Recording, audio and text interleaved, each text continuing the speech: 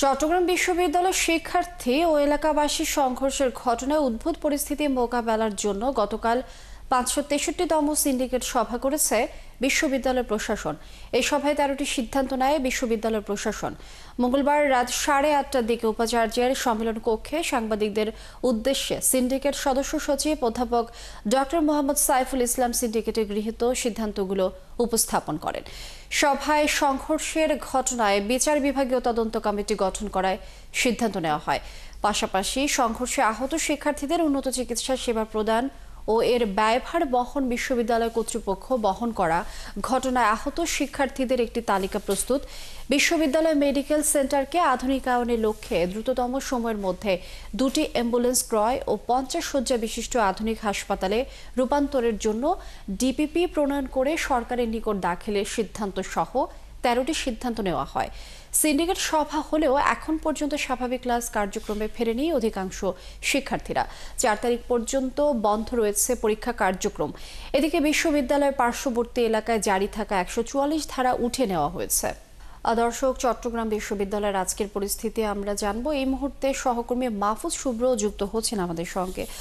মাহফুজ শুভ্র, আপনি এর আগে আমাদের সাথে যুক্ত হয়ে জানাচ্ছিলেন সেখানকার পরিস্থিতি। এখন একটু জানতে চাই কি অবস্থা দেখছেন। চট্টগ্রাম বিশ্ববিদ্যালয়ের যে সংঘর্ষের ঘটনা ঘটেছে গত শনিবার রাতে এবং রবিবার দিনে দুপুরবেলা, সেই সংঘর্ষের ঘটনায় কিন্তু বিশ্ববিদ্যালয়ে এখনো কিছুটা থমথমে পরিবেশ বিরাজ করছে বলে আমরা বুঝতে পারছি।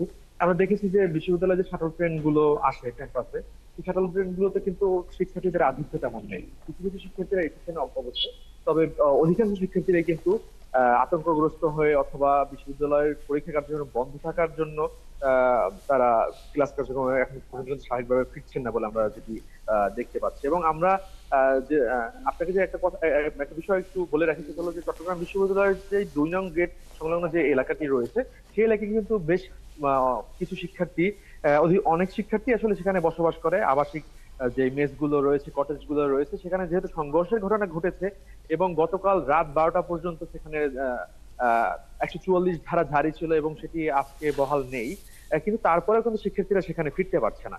কারণ শিক্ষার্থীদের মধ্যে কি এক ধরনের চাপা আতঙ্ক কিন্তু সেখানে রয়েছে। এবং আমরা দেখেছি বিশ্ববিদ্যালয়ের যে হলগুলো রয়েছে, আবাসিক হলগুলো, সেই আবাসিক হলগুলোর যে বন্ধু বান্ধবদের যে বাসা রুম, সেই রুমে কিন্তু তারা একটু কষ্ট করে হলেও সেখানে থাকছে। এবং আমরা আরো শিক্ষার্থীদের সাথে কথা বলেছি, সেখানে বসবাসরত শিক্ষার্থীরা, সেখানে যে বাসা ভাড়াগুলো রয়েছে, সেগুলো কিন্তু শিক্ষার্থীরা যখন চলে আসে তারপর থেকে কিন্তু এখন পর্যন্ত গেট খোলা হয়নি। এবং কিছু শিক্ষার্থী সেখানে পৌঁছতে চাইলেও সেখানকার কর্তৃপক্ষ যেটা বলছে যে সবাই আসলে তারপরে এই গেট খোলা হবে, এরকম কিন্তু আমাদেরকে জানিয়েছে। পাশাপাশি যদি বিশ্ববিদ্যালয়ের পরিস্থিতির কথা একটু বলি, বিশ্ববিদ্যালয়ের প্রশাসনের অনুরোধে যে স্ট্রাইকিং ফোর্স গত 3 দিন যাবত চলমান ছিল, সেটি কিন্তু আরো বেশ কিছুদিন রাখা হবে বলে বিশ্ববিদ্যালয় প্রশাসন আমাদেরকে জানিয়েছে। পাশাপাশি গতকাল বিকাল 3টায় একটি সিন্ডিকেট সভা হয় যে উদ্ভূত পরিস্থিতি মোকাবেলার জন্য।